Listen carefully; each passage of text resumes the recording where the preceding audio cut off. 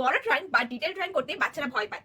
ভয় কাটানোর জন্য আমাদেরকে দুটো স্টেপ ফলো করতে হবে। স্টেপ 1, A4 সাইজ পেপার অথবা খবরের কাগজ বা সস্তার নিউজ প্রিন্ট পেপার দেওয়ালে লাগাতে হবে। স্টেপ 2, এবার পেন্সিল ধরে আমাদেরকে ছোট ছোট লাইন টানতে হবে। তারপর ধীরে ধীরে লাইনের সাইজ বড় করবে, এস কার্ভ ড্রয়িং করবে, ইউ কার্ভ ড্রয়িং করবে। সবাই খেয়াল করেছো বাচ্চারা দেওয়ালে নিজের মন খুশি লাইন টানে, আর আমরা বড়রা দেওয়াল নোংরা হয়ে যাবে, দেখতে খারাপ লাগবে, এর জন্য বকাবকি করি। এতে বাচ্চারা মনে মনে ভাবতে থাকে যে আমরা কিছু পারি না, সব ভুল করি, যার ফলে বাচ্চাদের সেলফ কনফিডেন্স কমতে থাকে। যার এক্সাম্পল, বড় ড্রয়িং বা ডিটেল ড্রয়িং করার সময় বারবার থামে, রবার দিয়ে মোছে।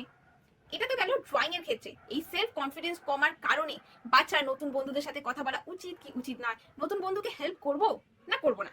মোস্ট ইম্পর্টেন্ট, বাবা মাকে অনেক কথা বলতে ভয় পায় এই সেলফ কনফিডেন্স কমার কারণে। তাই আজ থেকে সব বাবা মাকে বাচ্চাদের সাথে দেওয়ালে ড্রয়িং করতে হবে, অবশ্যই পেপার লাগিয়ে। ড্রয়িং শুধুমাত্র যে ভালো ড্রয়িং করতে হেল্প করে তা নয়, ড্রয়িং একটা বাচ্চাকে ওভারঅল ডেভেলপমেন্টে সাহায্য করে।